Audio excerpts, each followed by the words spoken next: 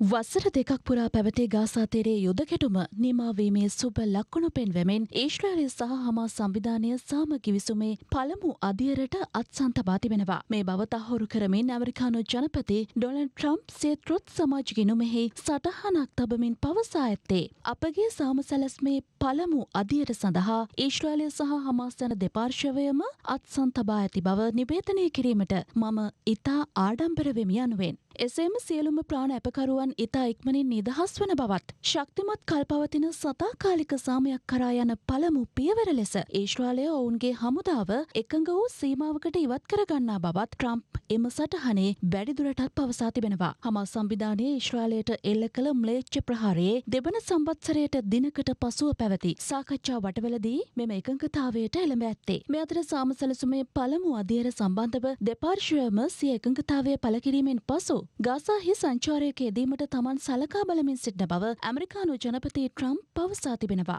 සාම ගිවිසුම ක්‍රියාත්මක කිරීමේ සහ අධීක්ෂණය කිරීමේ පියවරක් ලෙස ට්‍රම්ප්ගේ මෙම සංචාරය වැදගත් වනු ඇති බවයි දේශපාලන විචාරකයින් පෙන්වා දෙන්නේ. ඊශ්‍රායල අගමැති බෙන්ජමින් නෙතන්යාහු මෙම එකඟතාවය ඊශ්‍රායලයට ශ්‍රේෂ්ඨ දිනයක් ලෙස හඳුන්වා තිබෙනවා. සාම ගිවිසුමේ එකඟ වූ කරුණු අනුමත කිරීම සඳහා අද එරට පාර්ලිමේන්තුව කැඳවීමටද නියමිතයි. ඒ අනුව ඊශ්‍රායල රාජ්‍ය ගිවිසුම අනුමත කළ පසු සටන් විරාමයක් ක්‍රියාත්මක වනු ඇති. හමාස් සංවිධානය මේ වන විටත් ගිවිසුම තහවුරු කර අවසන්. කෙසේ වෙතත් ගාසා තීරය ඉදිරියේදී පාලනය කරන්නේ කවුරුන්ද යන්න සහ හමාස් සංවිධානයේ අනාගතය ඇතුළු තීරණාත්මක කරුණු තවමත් සාකච්ඡා කිරීමට නියමිතව තිබෙනවා. කෙසේ වෙතත් වසර දෙකක් තිස්සේ කල් මරමින් තිබූ මෙම යුද ගැටුම අවසන් කිරීමේ සුබ ලකුණු දැන් ඉස්මතු වී තිබෙනවා. මෙම සාම ගිවිසුම දිගින් දිගටම පැවතියහොත් ට්‍රම්ප්ගේ දෙවන දුර කාලයේ විදේශ ප්‍රතිපත්ති ක්ෂේත්‍රයේ ඔහු ලැබූ විශිෂ්ටතම ජයග්‍රහණයක් ලෙස මෙය පෙන්වා දිය හැකියි. මේ අතර ප්‍රාණාපකරුවන් නිදහස් කිරීමේ පුවත ප්‍රකාශයට පත් කිරීමත් සමග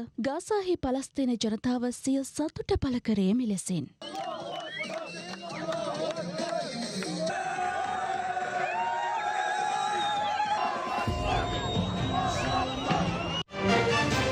රටේ ලෝකෙ සිදුවන උණුසුම් පුවත් දැනගන්න සියත නිවුස් YouTube channel එක අදම subscribe කරන්න.